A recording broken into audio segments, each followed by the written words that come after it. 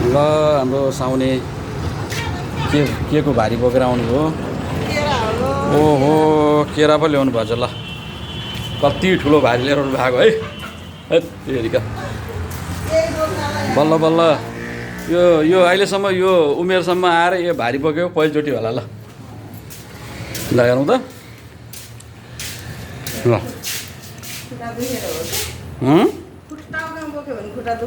हो र ल अन्त हाम्रो साउनीले कत्रो दुःख गरेर केरा ल्याउनु भयो। भोलि नागथानमा नाग पूजा गर्ने, त्यही भएर यो केरा ल्याएको पकाउनलाई। त्यो केरा कसरी अखाद्य पदार्थ नराखिकन पकाउन सकिन्छ भनेर तपाईँहरूलाई म भिडियो बनाएर देखाउनेछु। हेर्नुहोस् त यो पुरै अर्ग्यानिक पुरै जैविक केरा हो यो। ल अन्त पट फुटेको छ यसरी यहाँ हेर्नु त यी पुरा छिप्पिएको छ। यसमा किराहरूले यो दाग लगाइदिएको, यो औषधि नहालेको हुनाले किराहरूले दाग लगाइदिएको दामी छ। यो केरालाई कसरी पकाउने भनेर तपाईँहरूलाई म भिडियो बनाएर देखाउँछु।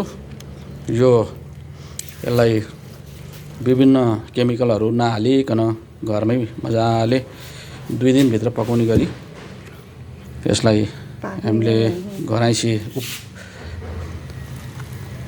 औषधिहरू प्रयोग गरेर घरैसी तरिकाबाट यसलाई पकाउन सकिन्छ। ल उहाँले आज यो केरा ल्याउनु भयो पकाउने पूजाका लागि। यो अब तयार गर्ने।